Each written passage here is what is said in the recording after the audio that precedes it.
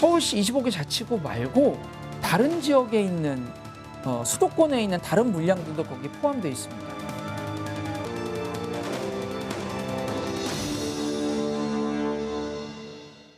송파구 음식물류 폐기물 처리 업체가 타 지역 물량을 구청의 승인 없이 무단으로 대량 유입해 파장이 일고 있습니다. 주목할 점은 구청이 이 같은 사실을 알고 있었음에도 부정행위가 지속적으로 이뤄졌다는 건데요. 10년 넘게 발생한 악취 민원의 진원지인 만큼 관리 감독에 더욱 만전을 기해도 모자랄 텐데 어떻게 이런 일이 발생한 걸까요? 집중 취재 와디쇼 이번 시간에는 송파구 장기동 음식물 쓰레기장의 불편한 운영 실태를 취재했습니다. 하루 515톤, 한 해 최대 16만 톤까지 처리할 수 있는 음식물류 폐기물 처리 시설입니다. 송파구를 포함해 서울 7개 자치구에서 발생하는 물량을 감당하고 있는데 전국 최대 규모입니다. 주무관청인 송파구는 지난 2008년 위탁업체와 협약을 맺고 운영 관리 업무를 부여했습니다. 문제는 음식물 쓰레기 유입과 보관, 처리 과정에서 악취가 발생하는 겁니다. 실제로 인근 아파트에 가보니 음식물 쓰레기 냄새를 실감할 수 있었습니다. 가장 가까운 곳은 시설과 불과 600m 거리. 주민들은 편안하게 숨 쉴 권리까지 빼앗겨 평범한 일상이 무너진 지 오래입니다. 왜 이 동네가 왜 이렇게 냄새가 나? 좀 짜증이 난다. 뭐 민원을 넣을 때도 간장 때리는 냄새가 난다고라고 그래 하지만은 다른 사람들은 또 다르게 또 표현하는 사람들 좀 있죠. 악취는 밤에 더욱 심각해집니다. 현재 시각 밤 11시 27분입니다. 악취는 운반 과정에서도 발생하는데요. 밤이 깊어질수록 각지에서 음식물 쓰레기를 수거해온 차량들이 이곳으로 모여들고 있습니다.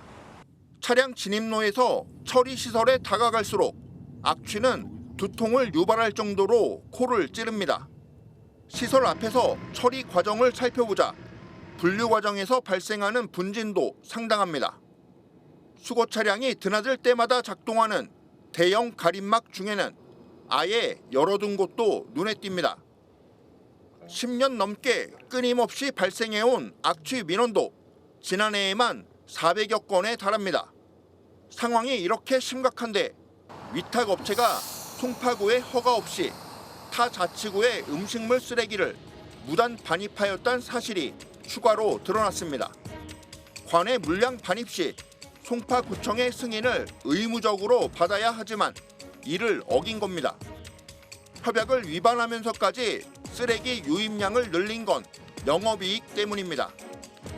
이 같은 행태는 지난 2018년부터 최근까지 자행돼 온 것으로 파악됐습니다.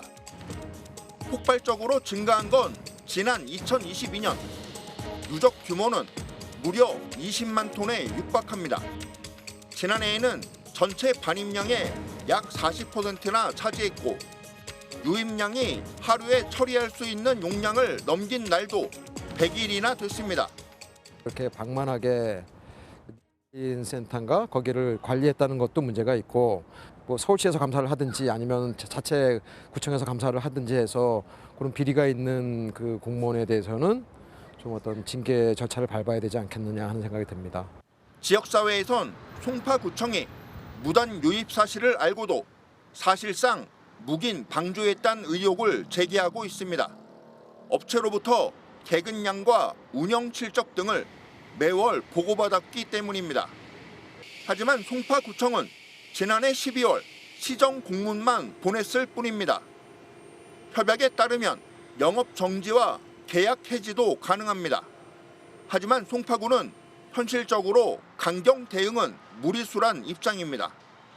2032년까지 운영권 등을 보장한 만큼 업체에게 막대한 해지 수수료와 손해배상액을 지불해야 한다는 겁니다.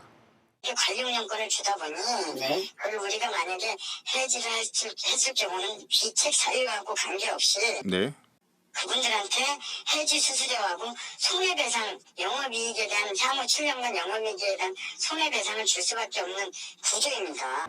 여기에 더해 송파구가 악취 저감 시설 구축을 위해 위촉한 자문위원도 자격 논란에 휩싸였습니다. 지난 2023년 2월 송파구가 작성한 문건입니다. 음식물 쓰레기 처리 업체에서 재직한 전 운영관리사장과 공장장이 악취 개선 자문위원으로 위촉돼 있습니다. 문제는 2명의 자문위원들이 음식물 쓰레기 처리장에서 일할 당시 음식물에서 발생하는 폐수를 무단으로 방류했던 핵심 인사란 점입니다. 사건이 발생한 2019년 당시 경찰은 압수수색을 진행했고 1심 재판에선 유죄 판결이 나왔습니다. 두 사람은 각각 서울시와 송파구청 고위 공무원 출신입니다. 퇴직 공무원이 구청 위탁시설에 재취업했고 근무 당시 물의를 일으켜 재판까지 받았는데 또다시 해당 시설의 자문위원이 된 겁니다. 당시 송파구는 국비와 시비 등 약 50억 원을 투입해 악취 개선 공사를 시행했습니다. 그럼에도 불구하고 현재까지 악취 문제는 완전히 해소되지 못했습니다. 고용 승계를 하게 되면 거기를 정상적으로 운영하는데 아무 문제가 없고 수익성에도 아무 문제가 없기 때문에 송파구 리클린을 임시로라도 일단 직영으로 전환을 해서 음식물을 처리하는 데 문제 없게 하고 다만 그 처리량은 정상적인 운영이 가능한 송파구의 발생량과 타자치구의 일부 물량 정도를 저희가 소화하는 것이 옳은 것이 아닌가 그런 생각하고 있습니다. 근본적인 개선안은 시설 지하화가 중론입니다. 송파구와 서울시가 할 의지만 있다면 불가능한 일도 아니란 겁니다. 이미 다른 자치구에서도 그렇게 지하화를 추진을 하고 있는 부분이 있고요. 그리고 원래 서울시 정책이 이 부분 어떤 음식물류 폐기물 같은 경우는 좀 지하화하는 방향으로 가자.